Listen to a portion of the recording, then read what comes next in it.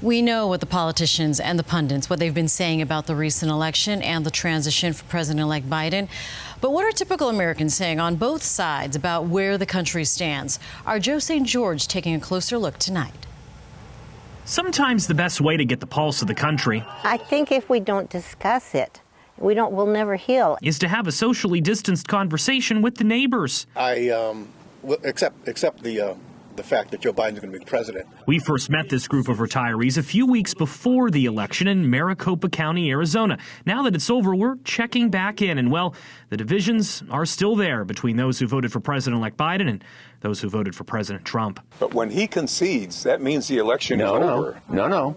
Doesn't mean squat. One thing that is obvious: You people believe in your source of information? the differences here trace back to where each person gets their news. and I read everything I can. Rosanna, who voted for Biden, trusts the major news networks. She watches them all. Marty and Chris, who voted for Trump, tells us for them, Fox News is not conservative enough anymore. I got away from Fox News about 6-8 months Who are you ago. with now? Because this group is operating on two different perceptions, it's tough to find unison, COVID is sort of big on my mind. especially with how the country should handle this pandemic. If I got in the early COVID, stages. I would want to take When they- hydroxychloroquine. Most of the world scientists have been I would paid say almost all one of way them. or another to do some sort of a study. Scientists are telling us this, and what does Marty say? Oh, Do you not that's believe in fair. COVID? So, What?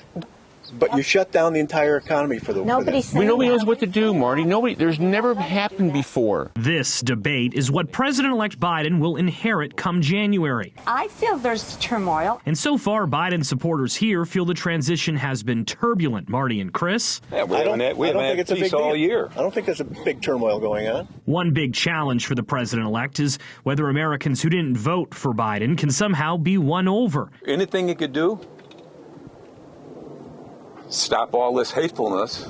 The only problem, though, is everyone on this porch believes the division is here to stay. I don't think that the division's going to go one way or the other. I don't think it's ever going to be solved. It's never going to be solved. One lesson for all of us, though, is no one here cursed or left early because they disagreed. Everyone listened to each other, and maybe that's what the country needs. I think it's good to get somebody else's opinion, but just don't make it personal. In Buckeye, Arizona, I'm Joe St. George.